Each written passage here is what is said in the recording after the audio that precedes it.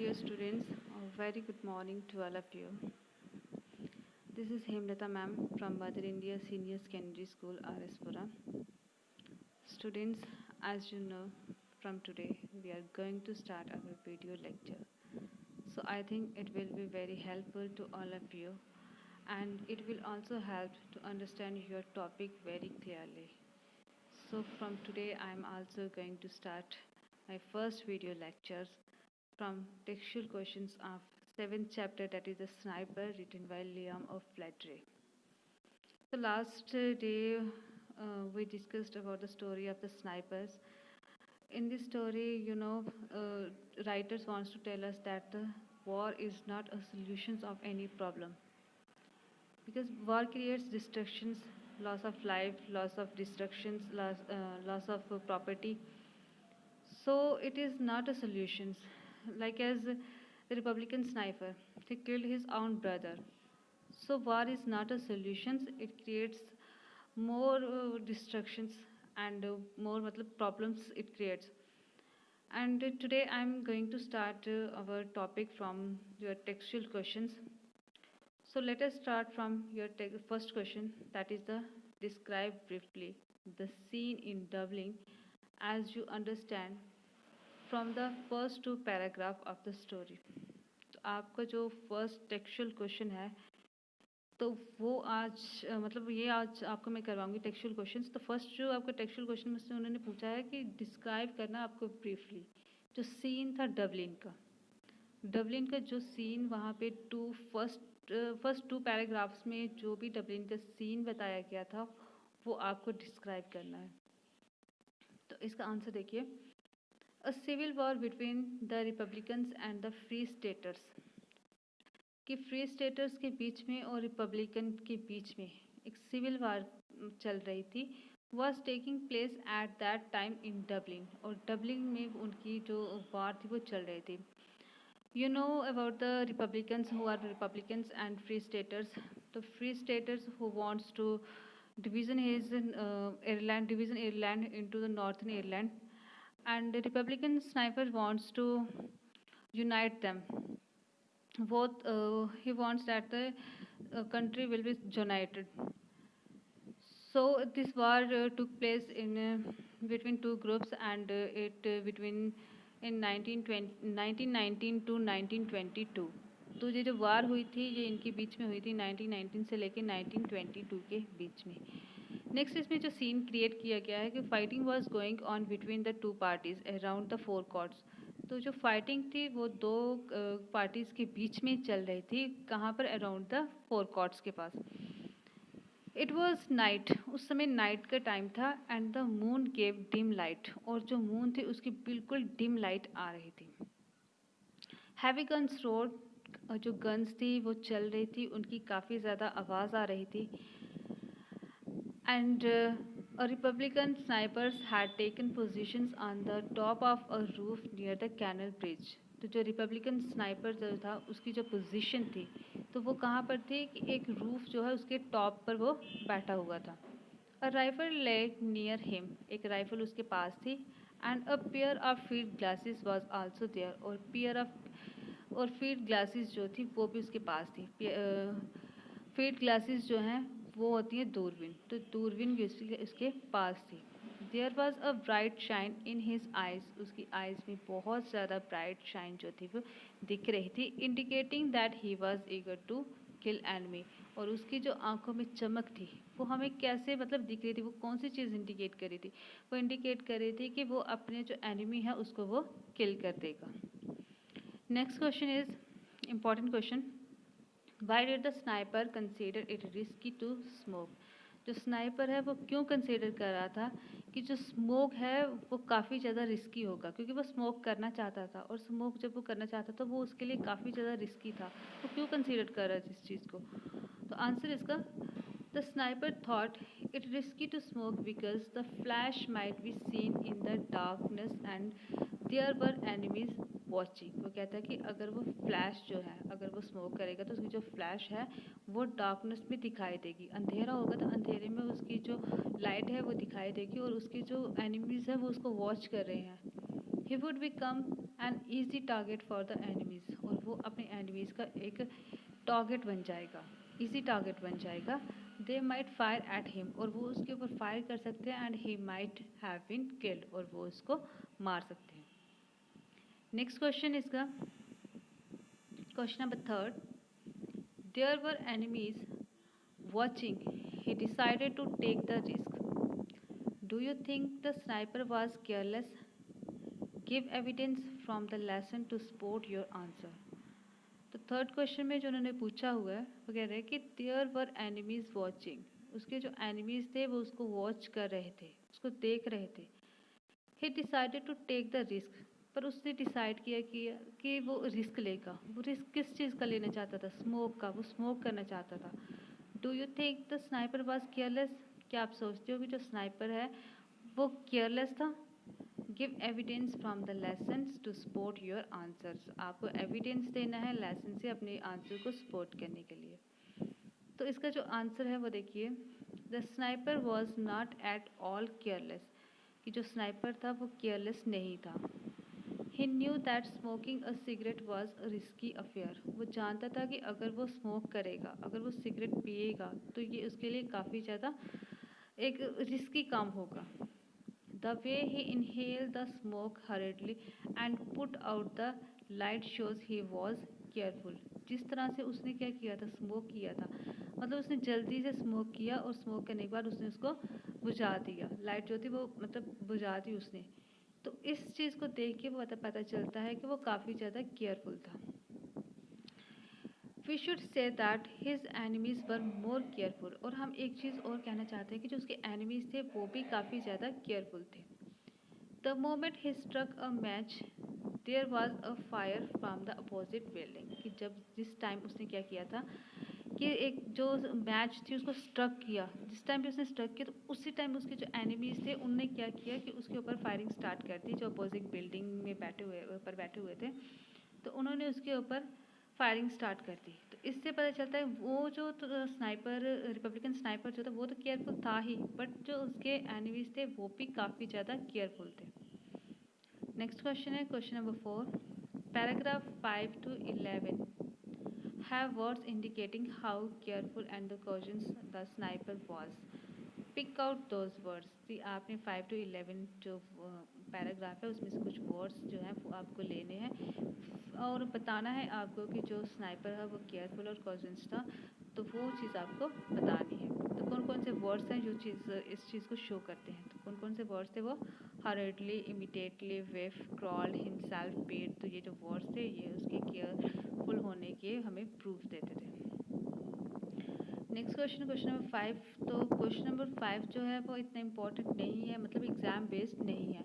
तो question number 5 जो है वो यहाँ पे मैंने नहीं लिखा क्योंकि वो इम्पॉर्टेंट नहीं, वो इस टाइप के क्वेश्चन एग्ज़ाम में नहीं पूछे जाते, तो इसको मैंने स्किप कर दिया है।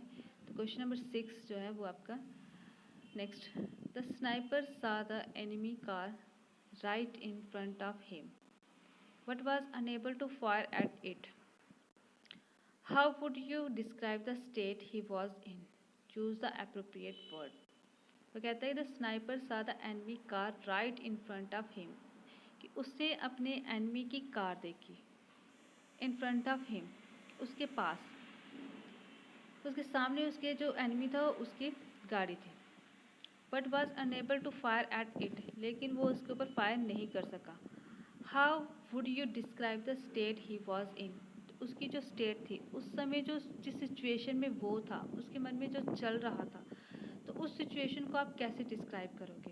तो आगे उन्होंने कहा कि चूज़ द एप्रोप्रिएट वर्ड, कि जो भी आपको सही वर्ड लगता है कि उस समय वो कौन सी सिचुएशन में था, तो वो वर्ड आपको चूज़ करना है। तो वो कहता है कि उस समय वो डिसअपॉइंटेड भी हो सकता था, एंग्री, हेल्पलेस या ऑल ऑफ अबव।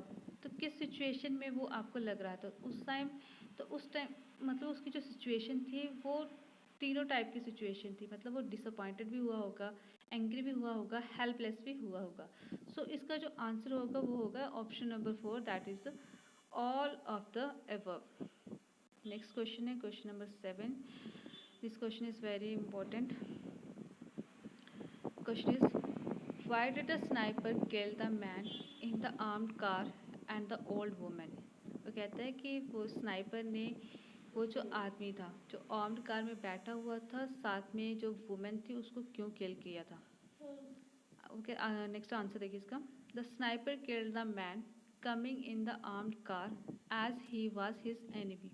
वो कहता है कि जो स्नाइपर था उसने उस आदमी को जो आर्म्ड कार में बैठा हुआ था उसको उसने क्यों किल किया था? क्योंकि वो उसका क्या था? एनिमी था। एनिमी मतलब उसका दुश्मन था। वो कहता है कि otherwise he would have shot the sniper dead, कि अगर वो उसको किल नहीं करता, उसको नहीं मारता, तो वो क्या कर देता? वो जो उसका एनिमी आया था उसको मारने के लिए, वो उसको मार देता। नेक्स्ट वो कहता है कि he killed the old women, उसने ओल्ड वुमेन को किल किया because she was an informer of the enemy. तो वो कौन थी? उसको मारने का रीज़न क्या था? वो जो उस औरत को उसने मारा था, ओल्ड वुमेन को उसने मारा था, उसको मारने का रीज़न क्या था? कि वो क्या थी? एक इन्फॉर्मर थी, informer of the enemy and was telling about the presence of the sniper. और वो क्या कर रही थी? वो एक इन्फॉर्मर थी और वो स्नाइपर के बारे में उसके जो एनिमीज थे उनको बता रही थी। जो रिपब्लिकन स्नाइपर था तो उसके बारे में वो जो औरत थी, वो जो ओल्ड वुमेन थी, वो स्नाइपर, रिपब्लिकन स्नाइपर के एनिमीज को इन्फॉर्मेशन दे रही थी। That's why he killed him. Next question है question number 8। How was the sniper injured? जो स्नाइपर था वो कैसे इंजर्ड हुआ? How did he realise that he had been hit? और कैसे उसने रियलाइज किया कि वो अब हिट हो चुका है? आंसर इसका है कि when the sniper fired at the man in the armed car, कि जब स्नाइपर ने फायर किया वो उस आदमी पर जो आर्म्ड कार में बैठा हुआ था, एंड द ओल्ड वुमेन, वो जो ओल्ड वुमन थी जो इन्फॉर्मर थी, who was an informer, the enemy from the opposite roof shot at him. तो एनिमी जो अपोजिट रूफ पर बैठा हुआ था उसने उसके ऊपर, रिपब्लिकन स्नाइपर के ऊपर शॉट कर दिया, मतलब उस फायरिंग स्टार्ट कर दी, एंड इंजर्ड हिम, और उसको इंजर्ड कर दिया। The bullet hit him in his right four arm. वो जो बुलेट थी जो उसके एनिमीज ने मतलब चलाई थी, तो उसने उसको हिट कर दिया, उसकी जो राइट फोर्थ आर्म थी, जो उसकी बाजू थी, उसको उसने हिट कर दिया। एंड हिज राइफल ड्रिफ्टेड, और उसकी जो राइफल थी वो नीचे गिर गई। When the sniper went back to pick the rifle up, लेकिन जब स्नाइपर ने अपनी राइफल को उठाना चाहा, क्योंकि उसके एनिमीज ने उसको हिट किया था, फायरिंग कर दी उसके ऊपर, जब उसने उस राइफल को उठाना चाहा था तो he could not lift it, but वो उसको लिफ्ट नहीं कर पाया, उसको नहीं उठा पाया। Then he realise that he had been hit, तब उसको रियलाइज हुआ कि वो जो है वो हिट हो चुका हुआ है, मतलब उसको लग चुकी हुई है। नेक्स्ट क्वेश्चन है question number 9। This question is also important. Question is how did he assess the damage to his hand? उसने कैसे असेस किया था कि जो उसका हैंड है वो डैमेज हो चुका हुआ है? व्हाट वाज हिज डायग्नोसिस, और उसकी जो डायग्नोसिस थी वो क्या थी? तो कहते हैं कि the sniper was hit in the forearm by a bullet from the opposite roof which made a hole in his arm, but there was no hole on the other side of his arm। वो कहते हैं the sniper was hit in the forearm by the bullet। वो कहता है कि जो sniper था उसकी जो फोरआर्म थी, जो उसकी जो बाजू थी वो हिट हो गई। ठीक है, वहाँ क्या लगी थी? एक बुलेट आके लग गई थी, जो उसके एनिमीज ने फायरिंग की थी, तो उस फायरिंग से जो बुलेट आई थी तो वो उसको लग गई थी, और उसकी वजह से क्या हो गया था? एक होल हो गया था, उसकी जो आजू थी सॉरी जो मतलब आर्म थी वहाँ पर होल हो गया था, और उसके अपोजिट साइड कोई भी होल नहीं था। He found that the blood was oozing through the sleeve of his coat. उसने फाउंड किया कि उसकी जो बाजू जहाँ पे जो मतलब हिट हुआ है वो, तो वहाँ से अब ब्लड निकल रहा है। देयर वॉज नो पेन, उसको पेन नहीं हो रही थी, जस्ट अ डेडन सेंसेशन, उसको सिर्फ एक डेडन सेंसेशन हो रही। डेडन सेंसेशन है मीन्स कि उसको ऐसा लग रहा था कि अब जो उसकी बाजू है तो टोटली डेड हो चुकी हुई है, उसको इस तरह से लग रहा था। Taking out his field dressing, broke open the packet, poured some iodine liquid fluoride on to its bound।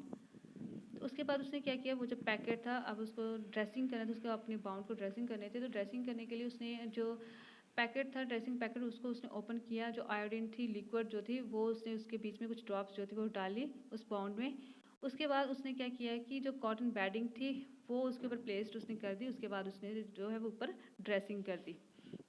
तो इस तरह से उसने जो मतलब उसका जो वो हिट हुआ था, तो इस तरह से उसने उसको डाइवर्स किया और इस तरह से उसको उसने असेस किया था। नेक्स्ट क्वेश्चन है question number 10। The sniper realise that his escape was difficult because, यहाँ पे देखिए आपको एक सेंटेंस दिया गया है। सेंटेंस क्या है कि the sniper realise that his escape was difficult because, जो स्नाइपर था, जो रिपब्लिकन स्नाइपर था, उसने रियलाइज किया कि उसकी जो एस्केप है वो डिफ़िकल्ट है। तो वो डिफ़िकल्ट क्यों थी? आपने ये चैप्टर जो रीड किया है तो आपको पता होगा कि वो वहाँ से उसका भागना जो था, एस्केप करना, क्यों क्यों डिफ़िकल्ट था, क्यों मुश्किल था? तो क्यों मुश्किल था? क्योंकि जो उसके एनिमीज़ थे वो उसको वॉच कर रहे थे। तो इस वजह से उसका जो वहाँ से भाग निकलना, एस्केप करना बहुत मुश्किल था।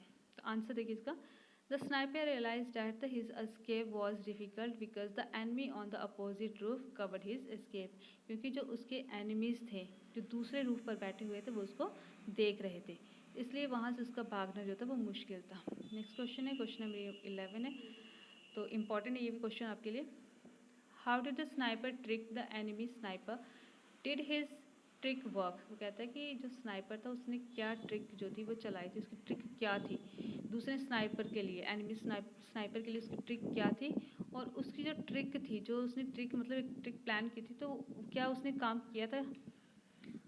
तो इसका आंसर देखिए कि when the republican sniper felt that he was badly hurt, जब स्नाइपर को लगा कि वो काफ़ी ज़्यादा बैडली वो हर्ट हो चुका हुआ है and injured by the bullet of his enemy sniper, तो वो इंजर्ड हो चुका हुआ है कि उसके जो एनिमीज़ हैं, जो अपोजिट रूफ मतलब रूफ में बैठे हुए हैं, तो उन्होंने उसको हिट कर दिया, तो वो काफ़ी ज़्यादा हर्ट हो चुका है और इंजर्ड हो चुका है।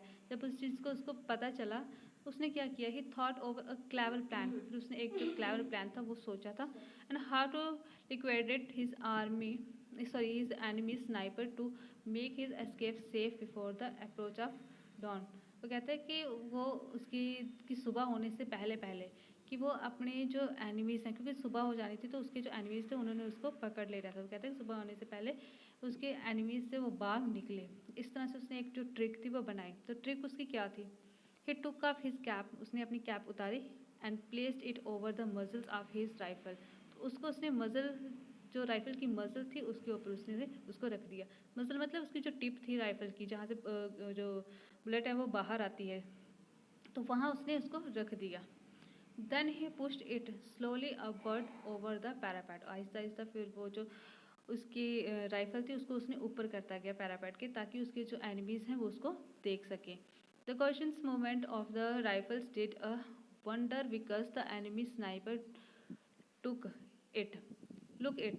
तो उसने क्या किया था कि वो जो एनिमीज़ को दिखाने के लिए उसने ऊपर की, ताकि उसकी जो एनिमीज़ हैं वो उसको देख लें, वो सोचें कि ये जो कैप है ये इसने रिपब्लिकन स्नाइपर ने भी पहनी हुई है, तो उसको मतलब ये दिखाने के लिए कि ये मैं हूँ, उसने क्या किया कि अपनी जो कैप थी उसको ऊपर कर दिया।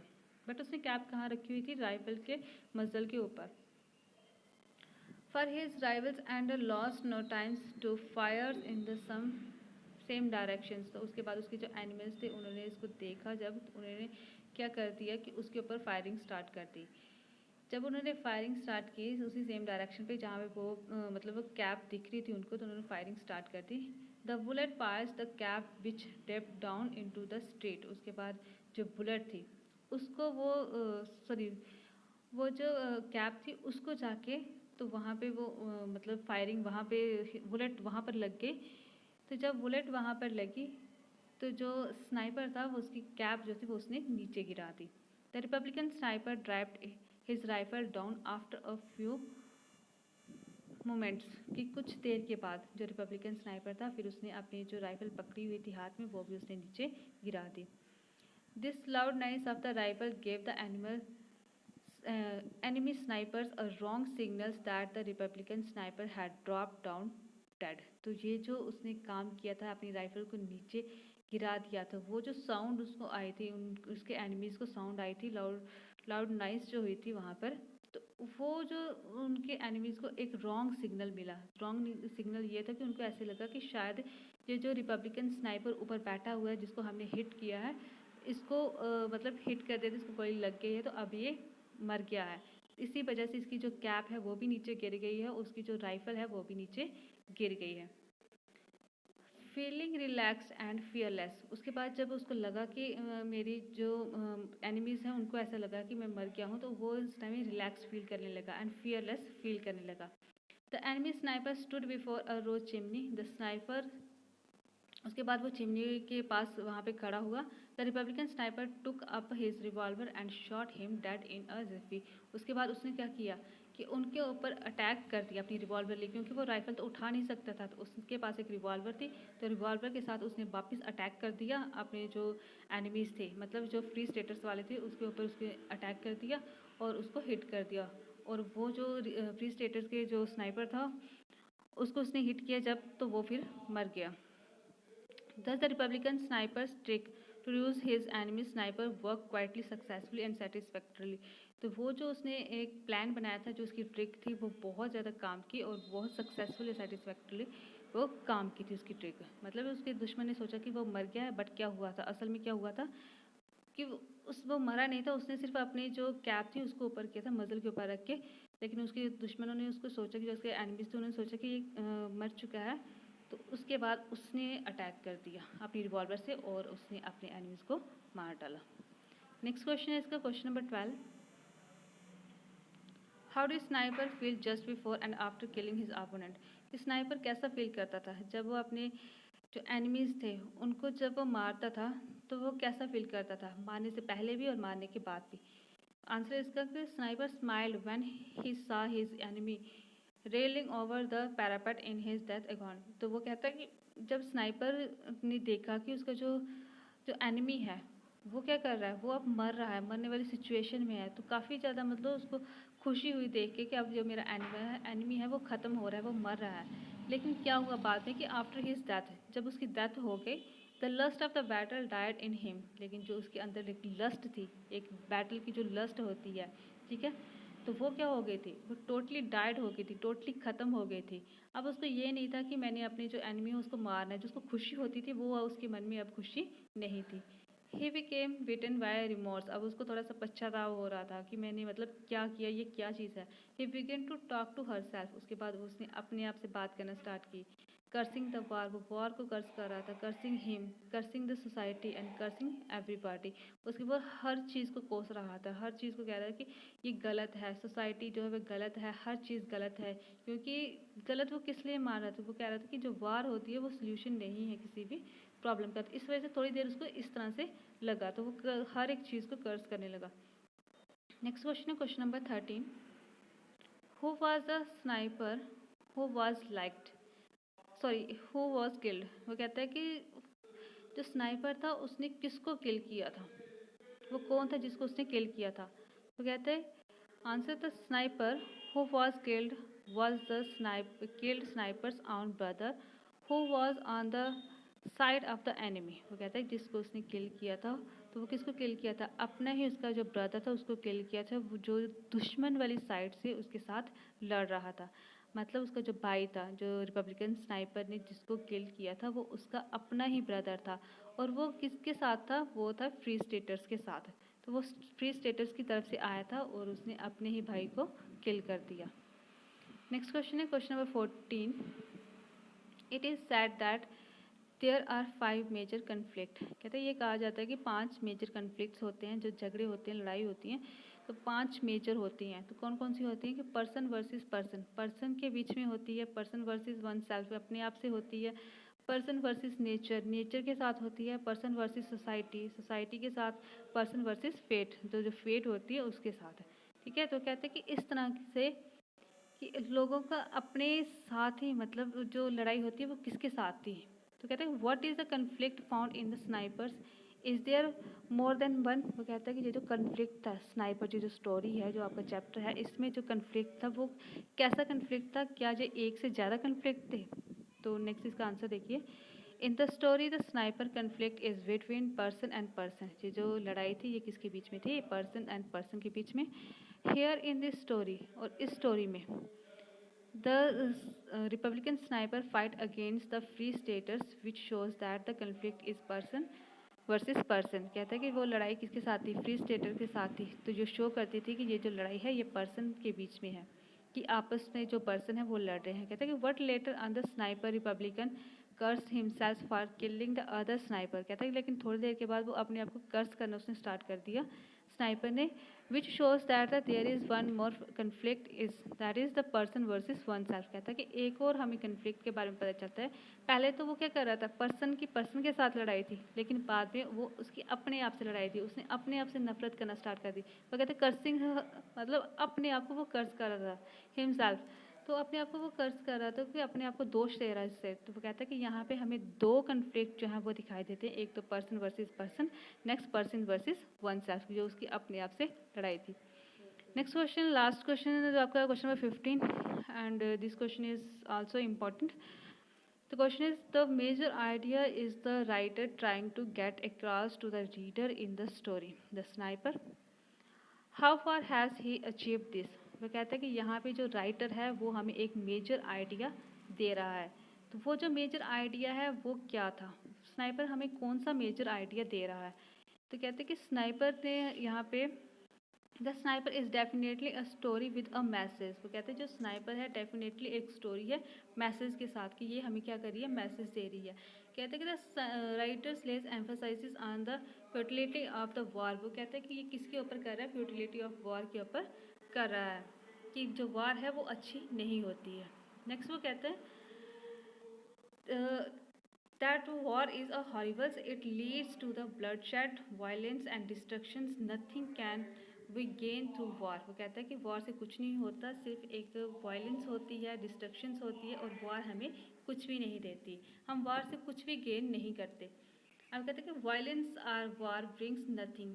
वो कहते हैं कि जो वायलेंस होती है, वार होती है, वो कुछ भी नहीं लाती, but suffering to all involve in it. लेकिन कहता है कि जो भी इसमें इन्वॉल्व होते हैं वो सारे क्या करते हैं, सफ़र करते हैं। तो वार जो है वो सोल्यूशन नहीं है किसी भी प्रॉब्लम का। तो यही मैसेज हमें जो राइटर हैं इस चैप्टर के वो हमें देना चाहते हैं कि वार जो है वो कोई भी सोल्यूशन नहीं है, किसी भी प्रॉब्लम का कोई भी सोल्यूशन नहीं है। So tomorrow we will discuss about this some other questions. So thank you. Have a nice day.